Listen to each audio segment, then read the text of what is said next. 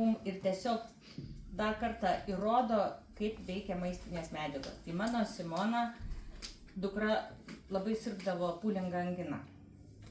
Daug tų variantų ir temperatūra iki 40 turbūt žinot, jau čia tikrai nereikia kartoti. Nu ir ką, mama, aišku, daktarė parveža antibiotikų pakelį, tikrai kol nežinojau, tai galvoju, tikrai vienintelė išeitis ir kelionės, ir išvažiavimai, ir viską, tai mano pradžia buvo nuo jos anginos, nuo tų tablečių suskaičiuotų linutės, kad sakau, aš nepirksiu tų buteliukų, man atskaičiuok tas tabletės, parvešiu ir sugirdysiu. Ir aišku, jos padėjo ir ta Simona išskrido į tą Suomiją, kaip jau jai reikėjo. Ir dabar vėl kažkur prie ežero naktį jaunimas, žinai, laužas, buvo nešalta, paskui prieš rytą šalta, peršalo, grįžo vėl tą anginą. Ir jau jinai žinojo, kad turim ko pasisveikatinti, pradėjo gerti. O prieš tai buvom, vienu žodžiu, vargom daug, ilgą laiką vargom su pėdų karpom. Vedžiau pas odos daktarę. Jai pradėjo skaudėti, jau tiesiog padai, mama sako, į kėdą įkišu, man jau skauda bėgant.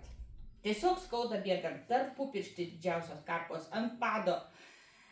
Daktarė pridegino. Paskiau kita daktarė sako, negalima deginti, jos labai gilios, ten vienu žodžiu. Nu ir Dievas davė anginą. Dievas davė anginą, kad išgytų pėdų karpos. Pavarėm anginai didelėm dozėm. C beta garda, flavonoidą, omega ir kalcimagnį, man atrodo, nežinau, po 6 ar po 8 ir labai greit turėjo prasveikti, jai egzaminas buvo ir jin ateina už savaitės, mama sako, liko vieną karpą ant pado. Jų tiesiog neliko, jinai pati nesuprato, kaip jų neliko.